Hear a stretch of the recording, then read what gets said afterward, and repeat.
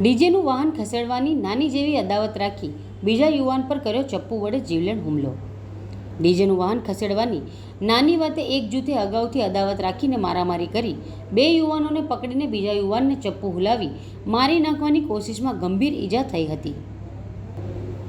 પ્રાપ્ત માહિતી મુજબ નવસારી ગણદેવીના માછિયાવાસણ ગામે ડીજેનું વાહન ખસેડવાની નાની વાતે એક જૂથે અગાઉથી અદાવત રાખીને મારામારી કરીને 2 યુવાને પકડીને બીજા યુવાનને ચપ્પુ હુલાવી મારી નાખવાની કોશિશ કરવામાં ગંભીર ઈજા થઈ હતી. બંને જૂથ વચ્ચે થયેલા ઝઘડામાં ગણદેવી પોલીસે તરત જ પગલાં લઈ કોઈ વધુ અનિચ્છનીય ઘટના ન બને તે માટે ગામમાં કોમ્બિંગ પણ હાથ ધર્યું હતું. ગણદેવી પોલીસે પિનલ ખલાસી ઉપર ચપ્પુ વડે હુમલો કરનારા 6 આરોપીઓની અટક કરી રાયોટિંગ અને ખૂનના કોશિશનો ગુનો નોંધી વધુ તપાસ હાથ ધરી છે. તમામ 6ને નવસારી કોર્ટમાં રજૂ કરતા 3 દિવસના રિમાન્ડ મંજૂર કર્યા હતા.